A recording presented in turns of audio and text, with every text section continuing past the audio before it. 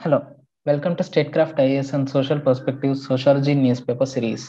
In this series, we shall discuss newspaper articles in sociological perspective and revise relevant sociology related concepts in our UPSC main syllabus with the help of a newspaper on daily basis. In today's video, we have an article saying, Say no to wedding if dowry is sought. Governor tells girls. Universities will seek an undertaking from students. Now we have here Kerala governor asking girls to say no to wedding if dowry is sought by the grooms. That means in this article says that a governor being under the capacity of chancellor of universities, he will direct vice chancellors of various universities to seek an undertaking from students, that means from girls predominantly, to say no to wedding if dowry is sought by the grooms. Also, he said that he will cancel the degrees given out by the universities to the boys if it is found that boys after they turning into grooms demand dowry from girls. Now, this particular article, if we analyze in social perspective, this condition is prevalent in the society mainly because of capitalism, says Marxists. Though dowry has been in our culture even before capitalism, it is prevalent mainly today only because of capitalism, according to Marxists. If not for capitalism, dowry would have been gone from the society, from our society or from our culture by now. Just like sati, ban on widow remarriages, child marriages have gone. In that same way, dowry also would have gone from now if not for capitalism. It is only because of capitalism dowry is still existent and still prevalent in our society, according to Marxists. Karl Marx, in his alienation concept, says alienation is something where a producer is divorced from the means of production.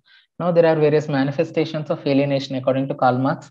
One is alienation from product of his labor, one is alienation from act of production, and the one is alienation from species being. That means an individual gets to lose himself.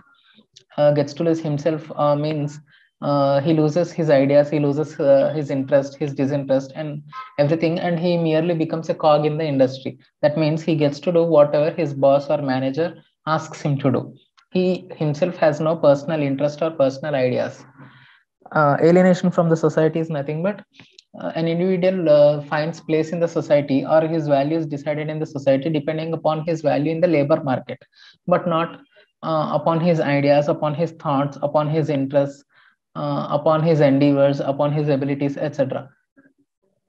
His value is merely decided by his value in the labor market, on how much salary he is drawing, how much is educated. That's all.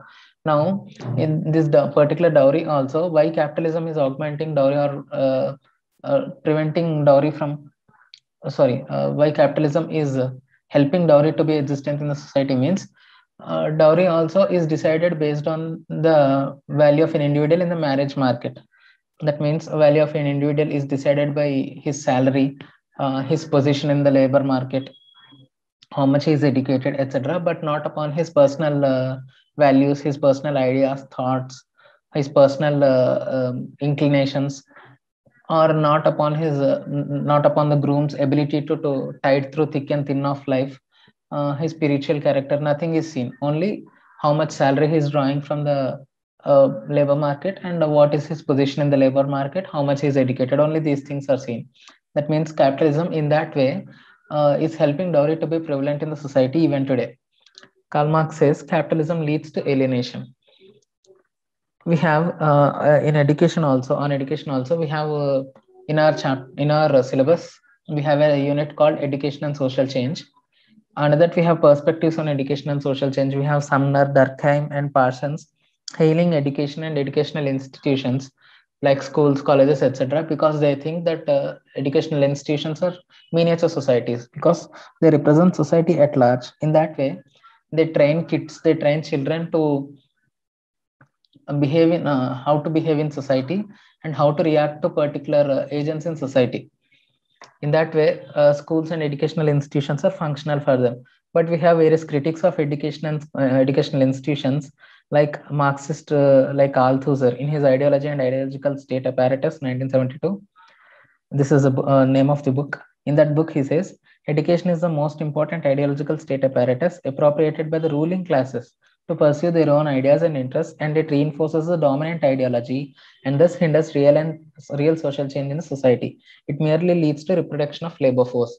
Yes, if education had any value or education added any liberal ideas to the individual, the people who were educated or students who were educated who have come out of universities or who are uh, leading their lives based on their education should have said sorry to the dowry and should have said no to dowry. They should have denied it and they should have gone for no dowry marriages. But today, what's happening is the more educated the individual is, the more dowry he is demanding.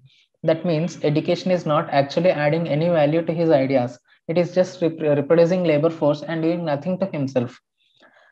And that's why Marxists like Althusser has criticized education.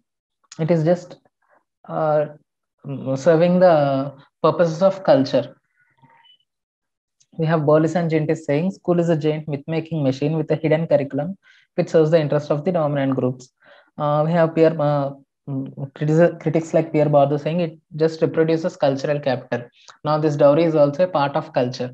Today's education and today's universities are reproducing that cultural capital, according to Pierre Bourdieu, as he rightly said. Now this step taken by the governor or the promise he said that he will take is meant to change that situation only. He is meant to change educational institutions are mere reproducers of cultural capital. In that sense, this article becomes highly relevant to our sociology answers. We can quote this as an example while writing something under education and social change or something related to alienation with respect to society. Moving on to the next article. Here we have an article saying man thrashed for supporting rape victim. Now this is a disturbing article wherein a man upon supporting a rape victim has been thrashed by several upper caste men or several dominant castes in Ghangola village in Gurugram, near Gurugram. In this particular article, if we analyze in our social perspective, in Max Weber's power and authority concept, we have power is something that is ability to influence others for action even against their will. Now, arising from this or drawing from this power, there are three kinds of authority. That means traditional authority, second one is charismatic authority, third one is rational legal authority. Traditional authority is nothing but it is promoted by long drawn traditions and cultures. Now this particular authority, that means authority shown by dominant caste groups on the lower caste groups, is traditional authority only, because from ages we have got habituated to the authority drawn by the upper caste men or upper caste people. Subjected to that authority only, we can become subservient to the dominant caste people in our culture. Hence, this is kind of traditional authority shown by this dominant caste upon the lower caste men or scheduled caste men. Why they are beating up the supporter of rape victim means we have Durkheim in his solidarity concept saying there are two kinds of solidarity. One is mechanical solidarity and the other one is organic solidarity. Now, looking into by the outset of this article, we can say that these upper caste or dominant caste goons who thrashed the scheduled caste man because of as he was supporting the rape victim, we can conclude that they are still living in the primitive societies. That means their thinking is still primitive. It is not liberal. That means that kind of thinking is bound to be in mechanical solidarity societies, because in mechanical solidarity, collective conscience is very strong. Now they think their collective conscience is that they can go and rape any girl and no one should oppose them. That is their collective conscience, and that collective conscience has been very strong among the dominant caste groups in this particular article.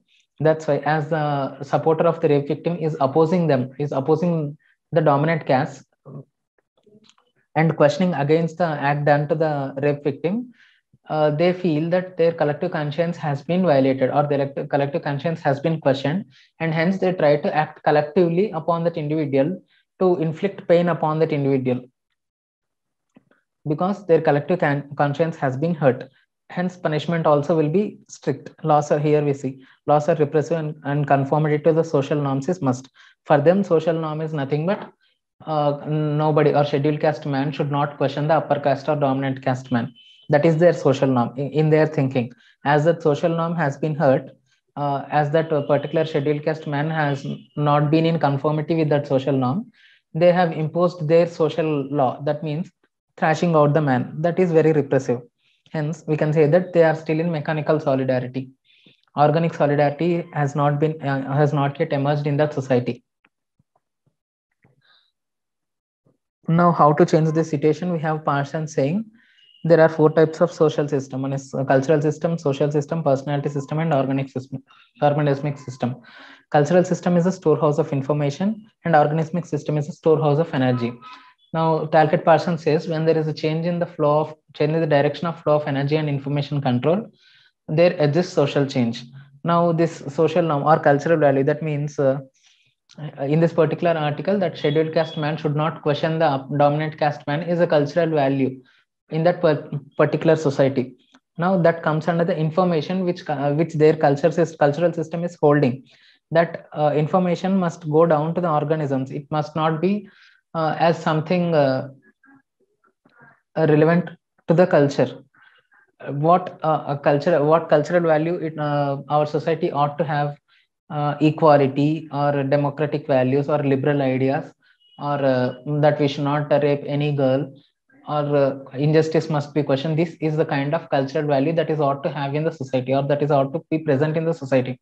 That cultural values must be disintegrated, or must be seeped into every individual. That means that cultural value must be imbibed in every organism.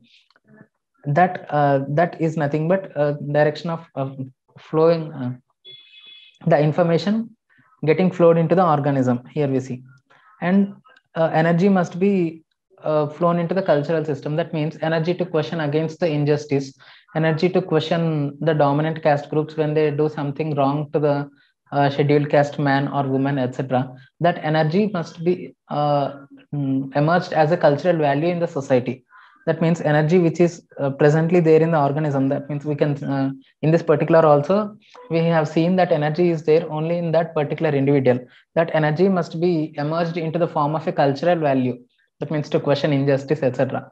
If that happens, that means if it emerges as a cultural value gradually, then social change will occur.